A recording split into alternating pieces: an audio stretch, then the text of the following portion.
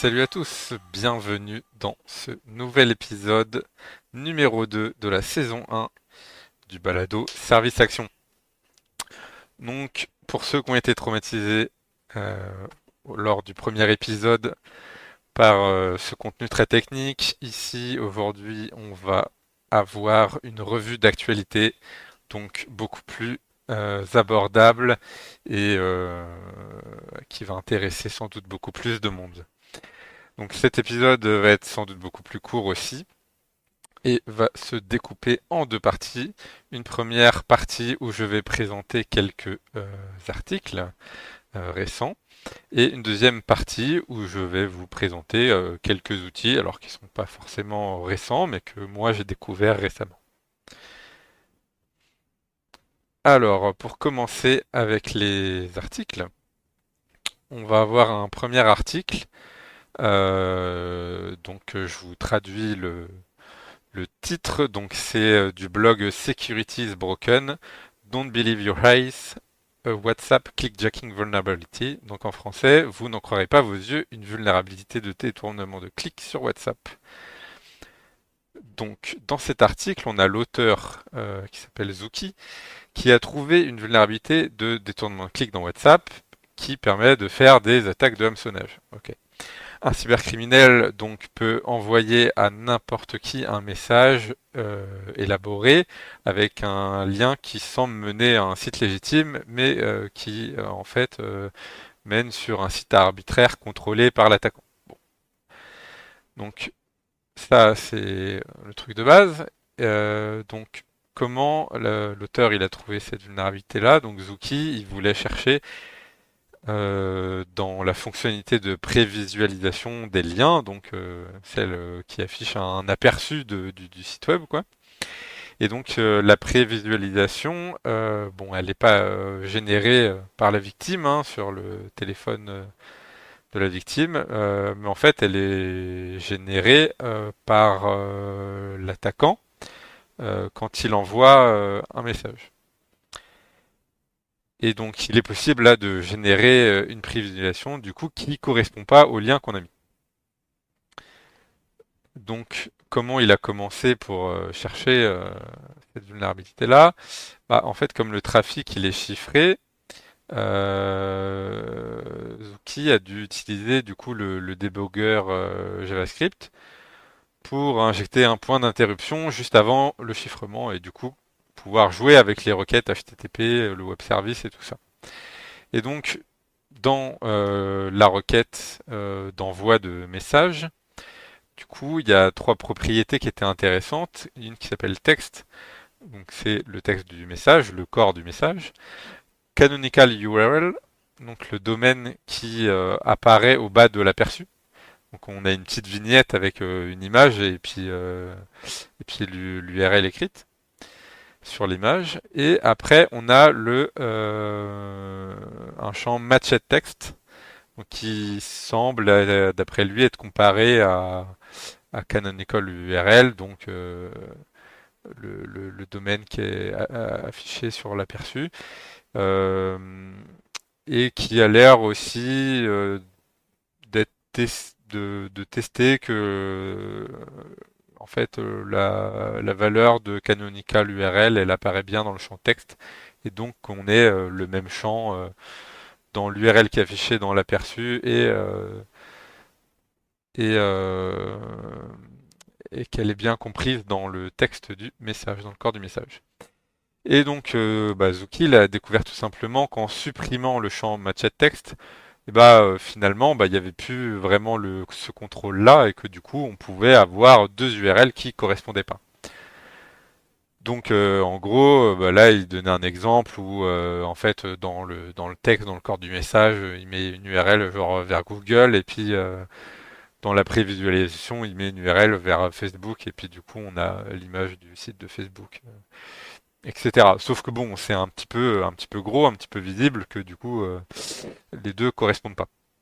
Donc pour aller plus loin, l'auteur, lui, il souhaitait que du coup, le lien malveillant, il soit pas visible, ou qu'il ait l'air visuellement de correspondre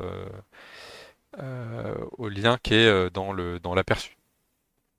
Donc, ce qu'il a fait, donc je vous passe les détails de comment il a trouvé ça, mais euh, il a injecté un caractère Unicode, donc 202E, son code point, qui est le right to left override, donc, plus connu sous l'abréviation RTLO ou RLO, pour modifier l'affichage de droite à gauche pour un certain nombre de langages.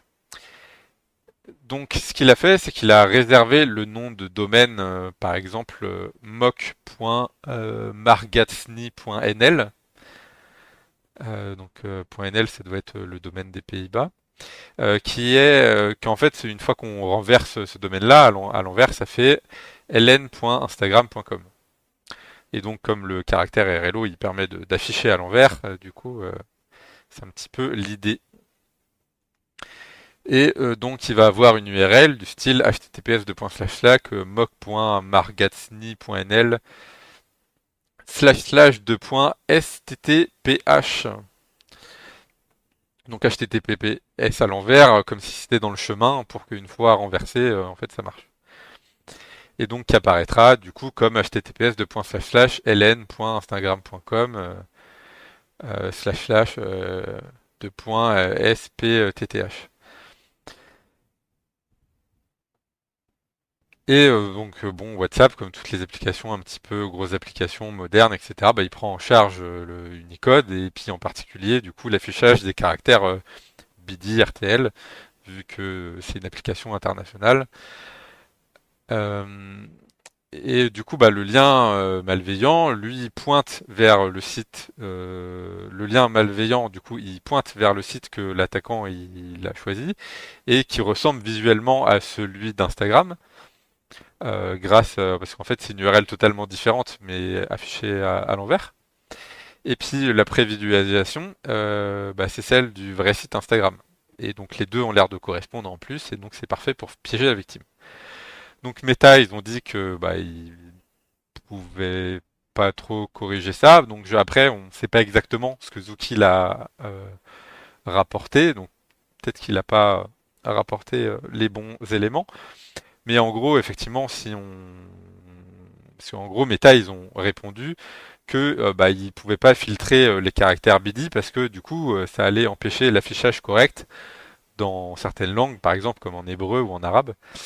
Donc effectivement, c'est pas la bonne méthode de filtrer les caractères Unicode qui font juste ce qu'ils doivent faire normalement.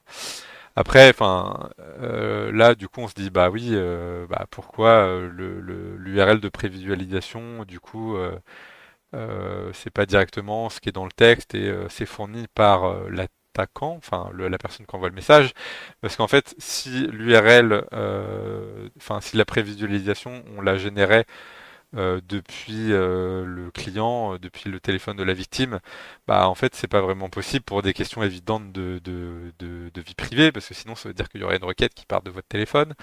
Après, depuis les serveurs WhatsApp, c'est pas possible pour deux raisons.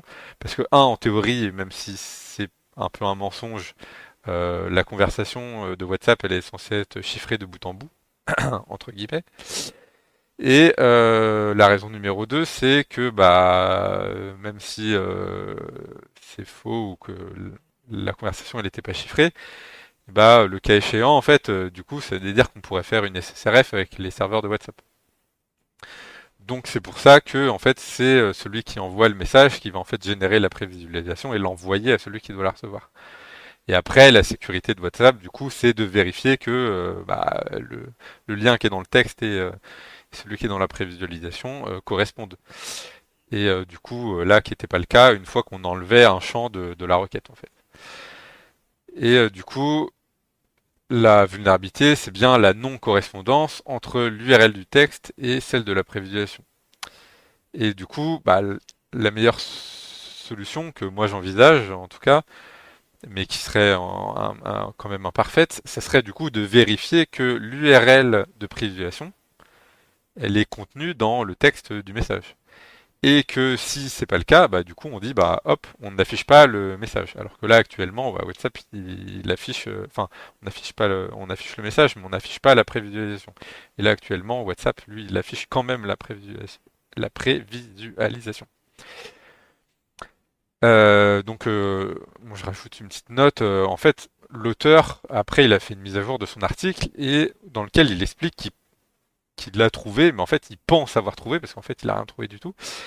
Une vulnérabilité similaire sur Facebook, Android Message, Google Keep, Google Photos, etc. Mais en fait, pas du tout. Parce qu'en fait, dans toutes ces autres applications-là, en fait, il montre juste que son URL avec le caractère BD Unicode s'affiche à l'envers et que du coup, c'est un peu piégeux, machin, etc. Mais il n'y a pas du tout d'histoire de visualisation, de prévisualisation, d'aperçu, etc. Alors qu'en fait, là, la vulnérabilité dans WhatsApp, elle était bien due au fait que, en fait, on pouvait envoyer un aperçu qui correspond pas du tout à l'URL qui a été envoyée. Et alors que là, dans les autres messageries, en fait, c'est juste l'URL toute seule, enfin, qui est affichée à l'envers grâce au caractère RTLO. Mais c'est tout, il n'y a pas d'aperçu. Donc en fait, il n'y a pas de vulnérabilité. Et en fait, c'est juste le fonctionnement normal d'Unicode, en fait. Et a priori, l'auteur, il n'a pas l'air d'avoir compris ça, donc lui, il pense qu'il a trouvé une vulnérabilité dans tous les trucs, alors qu'en fait, dès qu'il y a un système qui supporte Unicode et qui fonctionne normalement, bah du coup, ça a ce comportement-là. Donc lui, il croit qu'il a trouvé des vulnes de fou partout, alors que c'est pas une vulnérabilité du tout. Ce qui est un peu dommage et ce qu'enlève un peu du crédit à ce qui a été trouvé auparavant. Mais passons, on n'est pas là pour jeter l'opprobre sur les chercheurs. Euh, donc on a un deuxième article du blog Solid Snail qui s'intitule en anglais NPM Search RCE Escape Sequence Injection. Donc en français, exécution de commande à distance dans NPM Search, dans la commande NPM Search, en fait via de l'injection de séquences d'échappement, donc dans les terminaux virtuels. Donc bon, là je vais pas passer de tout le détail de l'article, je vais faire beaucoup plus court. En fait, là l'article il parle, enfin c'est une histoire en fait de vulnérabilité qui a été remontée, qui a été corrigée, mais en fait la correction elle est contournable, donc c'est pas vraiment corrigé, donc on peut toujours l'exploiter. Et donc c'est dans la commande npm search, mais aussi dans Radar 2 et dans GitHub CLI, donc dans l'interface en ligne de commande de GitHub. Donc là, par exemple, en fait, dans l'interface en ligne de commande de npm, en fait, c'était une expression régulière qui vérifiait la taille, que si que ça, qui était pas bien faite, qui normalement servait pas à ça. Et bref, en gros, c'était une expression régulière qui était contournable. Il explique à chaque fois en fait le contournement pour les trois outils, pour Radar 2, pour GitHub et pour npm, des patchs, et qu'en gros les trois pages dans les trois outils, ils étaient pas bons, quoi. Et puis du coup à la fin il dit bah voilà, la vraie solution en fait c'est pas de faire des trucs compliqués, alambiqués, qu'on se demande pourquoi ils ont fait ça, etc. En fait la solution elle est toute simple, c'est de filtrer certains caractères, certaines séquences d'échappement et c'est tout. Donc après on a un troisième article sur le blog de Vin01, en anglais SSH Proxy Command Unexpected Code Execution CVE 2023, blablabla, je vous lis pas le numéro en anglais. Donc en français, donc là, dans l'option proxy command de SSH, on a une exécution de code inattendu, donc du nom de CVE 2023 51385.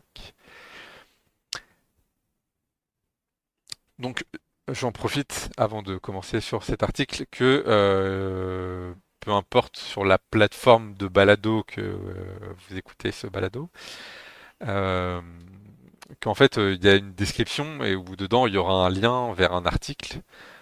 Normalement, quand je vais publier un billet sur LinkedIn ou sur Twitter, je mettrai aussi le lien de cet article-là. Et où du coup il y a toutes les notes associées, donc où vous pourrez retrouver les liens vers les articles complets et toutes les notes que j'ai prises. Donc voilà, petit rappel de milieu de session. Et donc dans cet article sur l'exécution de commandes dans SSH, en fait dans l'option proxy commande, qui est une option dans la configuration, donc on peut faire exécuter une commande à la connexion, je crois, quelque chose comme ça. En fait, on va par exemple spécifier une commande qui va être exécutée lors de la connexion. Et en fait, comme dans beaucoup de trucs sur Linux, on peut mettre des marqueurs %h ou %p, %h pour le nom d'hôte, %p pour le nom de l'utilisateur, me semble, enfin, ou ça devait être %u, enfin je sais plus trop. J'ai dû peut-être me tromper. Euh, En tout cas, voilà, donc du coup, on peut injecter un nom de domaine malveillant, donc avec des guillemets simples inversés là, backtick, euh, avec, enfin voilà, et du coup exécuter une commande. Donc dans la preuve de concept que l'auteur il fournit, en fait, il donne un exemple de fichier avec un sous-module Git où l'URL du sous-module Git, bah, c'est une URL SSH. Et dans l'URL SSH, en fait, bah, c'est SSH de point slash slash, le domaine, le truc, le machin. Et en fait, le domaine, au lieu d'être un vrai domaine, et bah, c'est guillemets inversé, la commande guillemets inversé, quoi. Et donc, du coup, bah, quand il va faire le git clone moins moins, je sais pas quoi, submodule là, pour cloner en installant les sous-modules, bah, du coup, ça va déclencher le téléchargement du sous-module qui est une URL SSH et du coup, le client SSH, lui, bah, il va envoyer vers l'URL en question, mais comme domaine, on lui a mis une commande. Et donc, du coup, en fait, bah, le %h, bah, il va être remplacé par la commande et hop, il y aura exécution de commande. Donc bon, après, c'est pas un vecteur non plus ultra critique. On va passer à un quatrième article de Project Discovery, ceux qui font l'outil Nuclei, peut-être qu'on doit prononcer. Donc en anglais, le titre de leur article c'est A Guide to DNS Takeovers, the Misunderstood Cousins of Subdomain Takeovers. Donc en français, en gros, c'est un guide sur les prises de contrôle de DNS, le cousin incompris des prises de contrôle de sous-domaine. Donc bon, en fait, il commence par rappeler c'est quoi un contrôle de sous-domaine. Donc en fait, c'est par exemple on va avoir créé un sous-domaine, je sais pas, s3.exemple.com où ça va être l'URL de notre bucket S3 Amazon par exemple. Et puis en fait, à un moment, on va décommissionner le service, etc. Le bucket va plus exister, mais en fait, le sous-domaine, il existe toujours. Et il pointe vers une ressource qui n'existe pas. Sauf que là, en l'occurrence, les buckets S3, en fait, bah, les noms, il n'y a pas d'espace de nommage réservé ou de trucs comme ça. N'importe qui peut réserver un nom qui est disponible. Donc si vous l'avez supprimé, bah, du coup, quelqu'un d'autre peut l'enregistrer. Et du coup, bah, votre domaine s3.exemple.com, bah, du coup, il va pointer vers un bucket S3 malveillant qui est contrôlé par un attaquant, etc.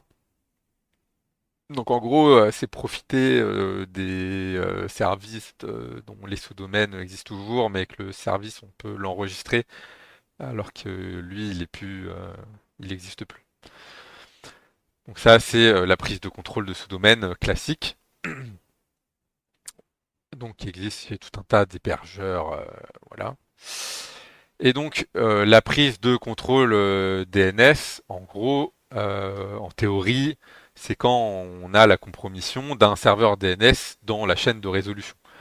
Donc soit le serveur qui fait autorité juste au-dessus, soit un autre dans la chaîne jusqu'au serveur racine. Bon. La différence du coup entre le contrôle de la prise de contrôle d'un sous-domaine ou euh, d'un DNS, d'un serveur DNS, c'est que bah, pour le sous-domaine, en fait, il faut compromettre du coup l'applicatif qui est derrière ce qui est pointé vers le sous-domaine. Et donc on est très contraint. Donc en fait, il y a des services où il y a des espaces de nommage réservés. Donc même si le truc il a été supprimé, bah, nous on peut pas l'enregistrer. Et puis on est contraint. Donc par exemple là dans le cas du bucket S3, bah, on a un bucket S3, donc ça veut dire que on va pas pouvoir récupérer par exemple l'historique de qui tape sur le bucket ou des choses comme ça. Enfin on va être vraiment contraint par la fonctionnalité nominale du service, quoi. Alors que, bah, effectivement, là, si on a compromis un serveur DNS, en gros, bah, on peut faire ce qu'on veut, quoi. Donc, on peut faire pointer vers ce qu'on veut et derrière, on met le service qu'on a envie. Donc, c'est beaucoup plus puissant. Par contre, effectivement, dans la pratique, c'est absolument improbable qu'on ait réussi à compromettre un serveur DNS.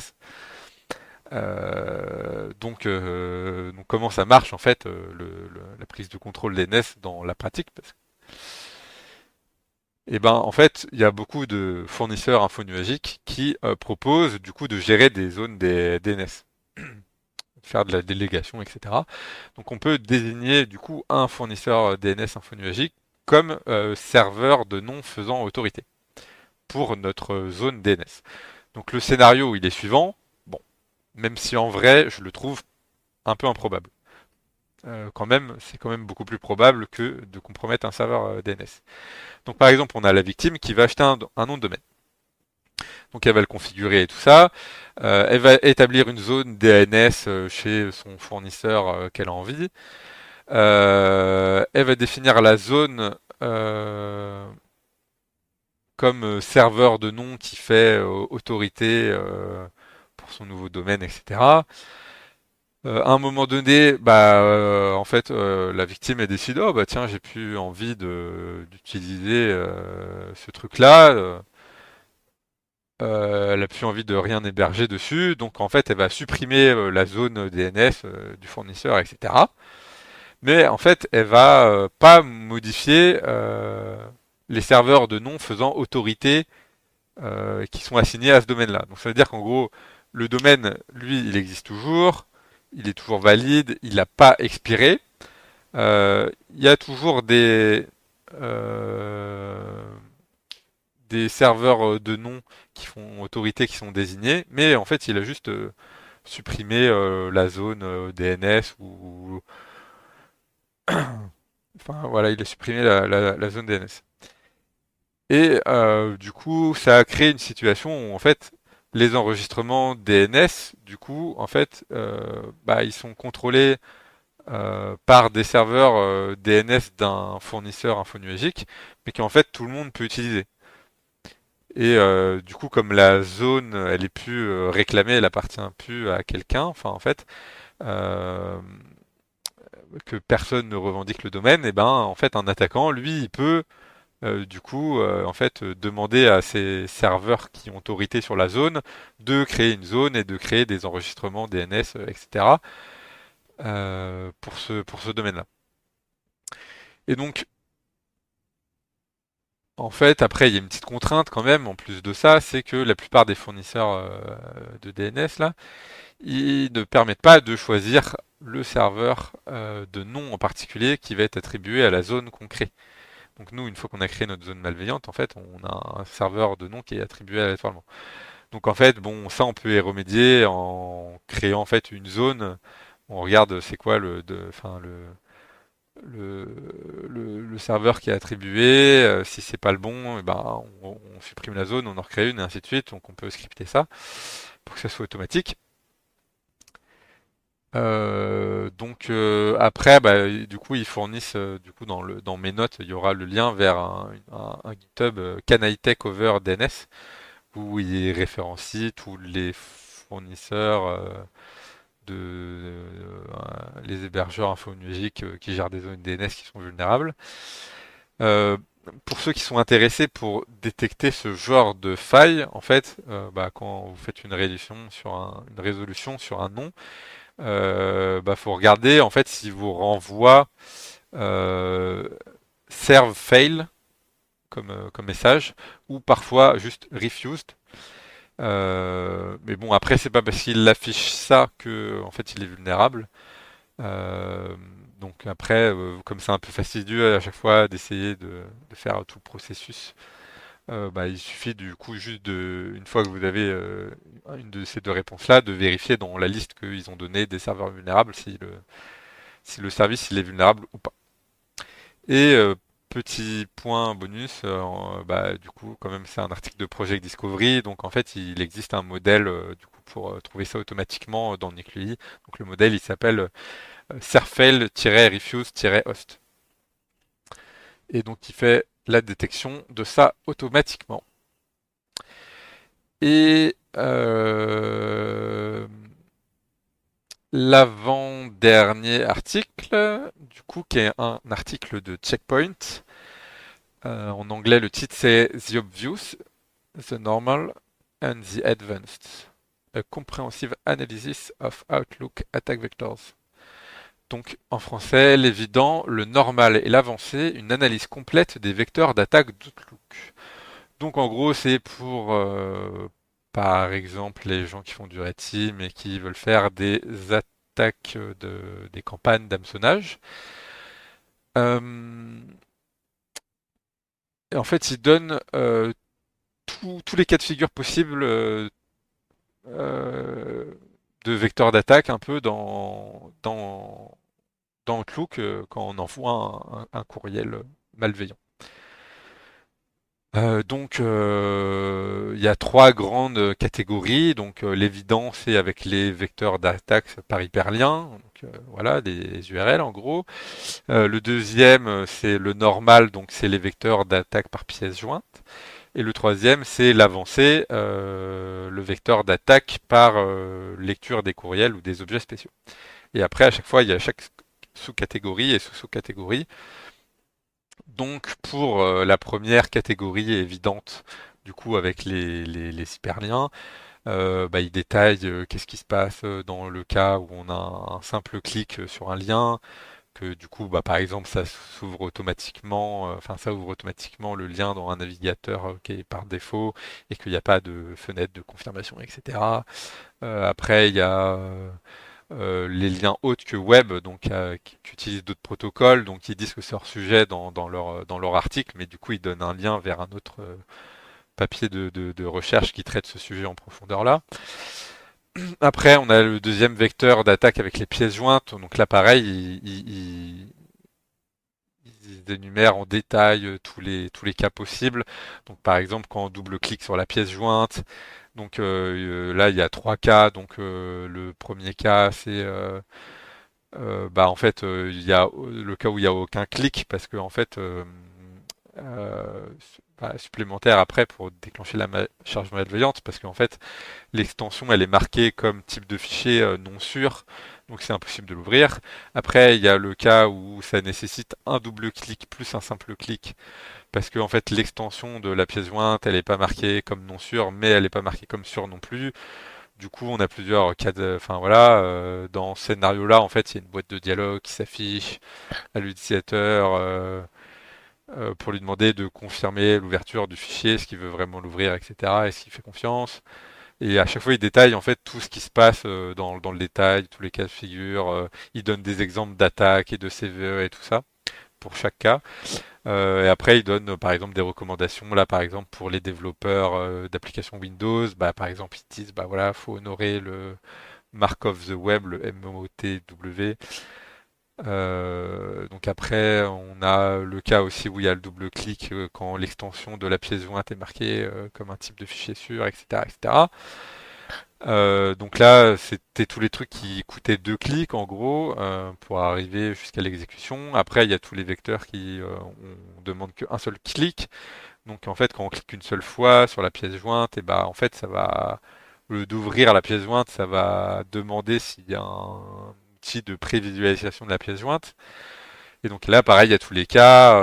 En fait, quand il n'y a pas de prévisualisation parce que l'extension elle est marquée comme pas sûre, quand il n'y a pas de prévisualisation parce que en fait il n'y a pas de logiciel de prévisualisation pour ce type d'extension, quand il faut faire deux clics parce que comme tout à l'heure parce qu'il y a un bandeau de confirmation, quand il y a besoin de qu'un seul clic parce que en fait l'application elle est enregistrée, elle est marquée comme sûre, patati patata. Et après, du coup, là où c'est le plus intéressant, c'est pour le cas du vecteur avancé, donc soit par la lecture des courriels, soit par la lecture des objets spéciaux. Donc là, on a deux grandes sous-familles. La lecture des courriels directement. Donc là, en gros, c'est le simple fait de, on clique plus sur un lien, on clique pas sur une pièce jointe, mais là, en fait, le simple fait de lire le courriel, bim, on exécute la charge malveillante. Et donc, par exemple, bah, ça peut être le panneau de lecture ou le panneau de prévisualisation. Donc, en fait, vous cliquez juste, par exemple, sur le courriel et hop, c'est fini, quoi. La charge malveillante, la charge utile est exécutée. Donc, par exemple, s'il y avait une vulne dans le panneau de prévisualisation ou dans l'afficheur, en fait, donc en gardant en tête qu'il y a quand même trois formats de courriel possibles dans Outlook, soit le format texte, soit le format HTML, ou soit le format TNEF, qui est un format spécifique Outlook. Donc là, je crois que dans l'article aussi, il donnait un cas d'une vulnérabilité où il y avait une vulne dans le panneau de prévisualisation, etc. Donc ça, c'est déjà très puissant. Et après, il y a encore plus puissant, de l'or en barre, hein, clairement, le vecteur d'attaque par les objets spéciaux Outlook. Donc là, en fait, juste le fait de recevoir le courriel dans le client Outlook, c'est suffisant pour déclencher l'exécution de la charge malveillante.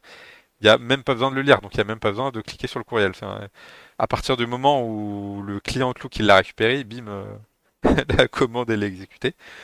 Donc là, il donne l'exemple d'une vulnérabilité de jour 0, CVE 2023, 23397, qui a été utilisée, je crois, pendant la guerre en Ukraine, un truc comme ça, permettant à un Windows local de divulguer des informations d'identification NetNTLM au serveur contrôlé par l'attaquant. Donc en fait, t'envoies t'envoies le hash NTLM à la machine de l'attaquant direct. Et lui, il a rien besoin de faire. Il t'envoie juste un courrier, toi tu l'as reçu, et à partir du moment où ton client Outlook il l'a reçu, bim, trop tard, t'as envoyé ton hash, machin, c'est fini. Et donc, j'ai mis ici dans les notes un lien sur une démo qui a été faite par MDSec de cette attaque et de comment elle marche, avec plein de détails techniques et tout. Et enfin, un dernier article de Ambionix, Introducing WrapWrap using PHP filter to wrap a file with a prefix and a suffix. Donc en français, présentation de WrapWrap, utilisation de filtres PHP pour encapsuler un fichier avec un préfixe et un suffixe. Donc en gros, de base, ils sont dans un cas de figure où ils ont une SSRF en aveugle avec une appli PHP et un analyseur syntaxique XML derrière. Donc, bon, bah, ils essayent d'exfiltrer, en gros, de lire des fichiers arbitrairement et de les exfiltrer avec leur SSRF.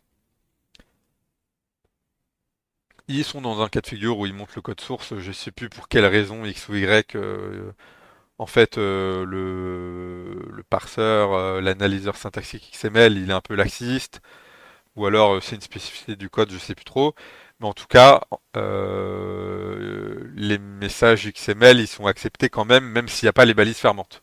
Donc un peu comme dans les parseurs HTML qui sont très très très laxistes, et où vous pouvez mettre juste les balises ouvrantes et votre contenu, et puis il va les fermer automatiquement et accepter.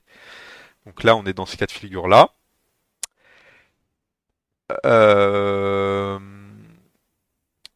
Et donc, en fait, il est possible de récupérer le contenu d'un fichier arbitraire qu'ils ont envie, par exemple TCP/WD, avec la technique qui a été publiée par Synactive de chaîne de filtre PHP.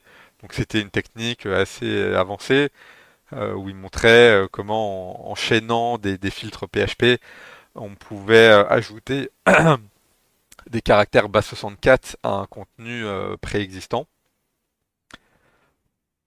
en ajoutant, en jouant sur des conversions de jeux de caractères d'encodage, etc.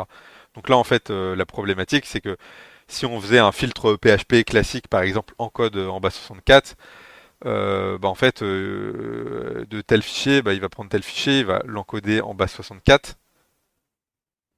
euh, et en fait, après cette réponse-là, bah, ça va être ça que le parseur XML il reçoit et ça va pas être une réponse XML valide. Donc en fait, il va y avoir une erreur, il va cracher. Donc là, en fait, on rajoute toute une chaîne de filtres qui va nous permettre en fait d'ajouter un préfixe.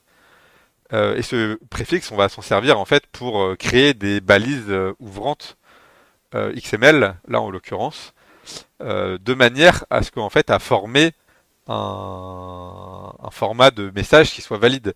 Et donc on va avoir nos balises ouvrantes XML et après en fait le contenu par exemple encodé en base 64 du fichier qu'on a récupéré après et du coup qui va être euh, parsé normalement par le parseur XML.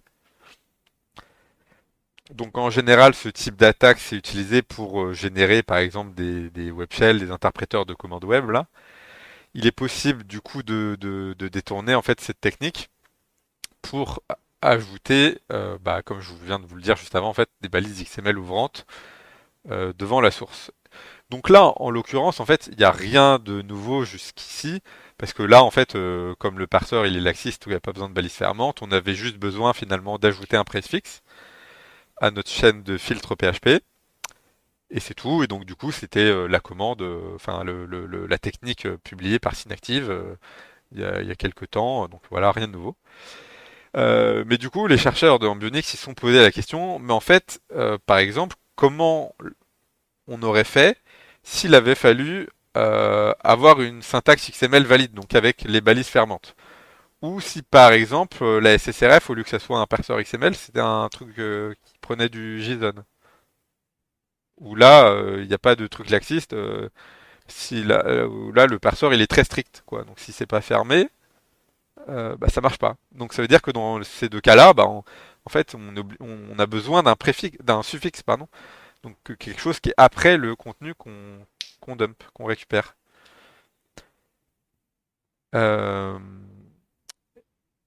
et donc là après, je vais pas vous expliquer à l'oral parce qu'en fait c'est très compliqué.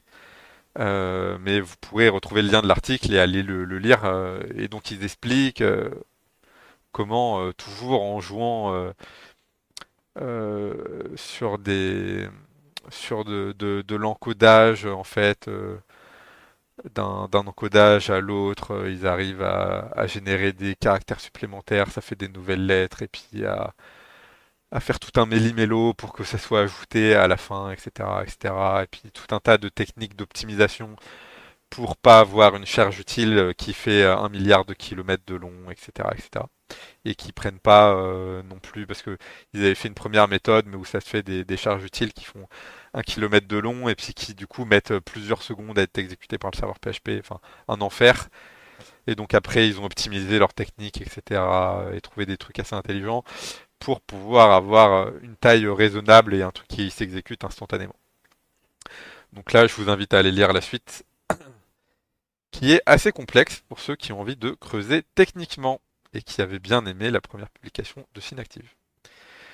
Donc voilà, là on en a fini avec les articles, et maintenant ça va être beaucoup plus rapide, je vais vous parler de quelques outils que j'ai découverts récemment et que j'ai ajoutés par ailleurs à l'inventaire de cybersécurité de ROSEC, donc le ROSEC Cybersecurity Inventory que je maintiens, qui au passage, hein, je rappelle, pour ceux qui découvriraient, du coup, qui est un site web, un inventaire avec un moteur de recherche et plein d'outils et de ressources liées à la cybersécurité qui sont indexées, donc avec les liens vers les GitHub, la description, dans quel langage c'est fait, quel est le package Blackarch pour installer le package, etc., etc.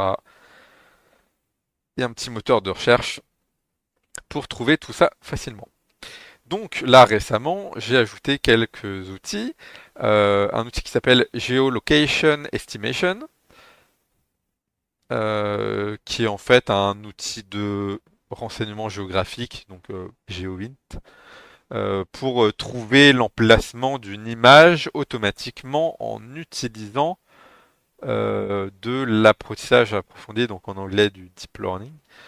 Et donc c'est assez bluffant en fait. Là où normalement les techniques de renseignement géographique, normalement c'est des mecs qui passent des heures, des jours, voire des semaines à dire oui là en fonction de l'ombre, en fonction de tel truc qui est derrière, de la courbe des nuages ou je sais pas quoi, ils réussissent à retrouver où c'est en faisant de la dichotomie ou discriminer dans quel endroit du monde il y avait tel truc à telle heure, etc. Enfin, limite les mecs c'est des météorologues quoi.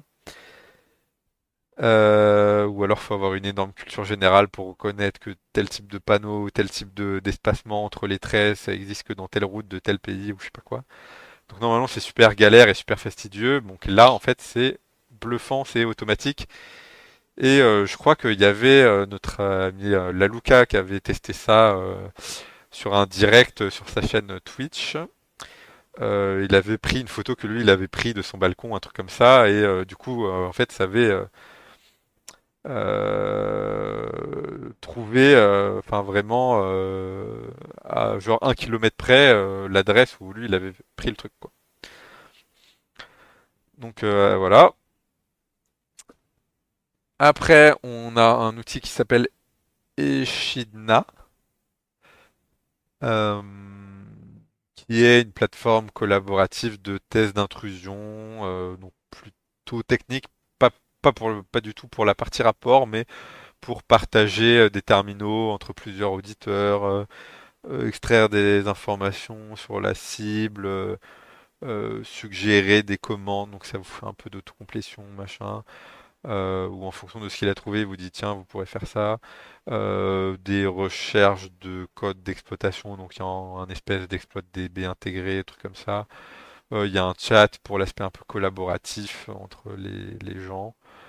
La visualisation de graphiques, de je sais plus trop quoi. Enfin, bon voilà, à essayer. Hein. Je sais pas, j'ai pas essayé. Après, on a l'outil PyWSUS, donc qui est tout simplement une implémentation en Python d'un serveur WSUS qui est conçu en fait pour envoyer et servir du coup des réponses malveillantes à WSUS à des clients, donc pour distribuer du contenu malveillant via WSUS, par exemple dans le cadre d'un test d'intrusion d'infrastructure interne.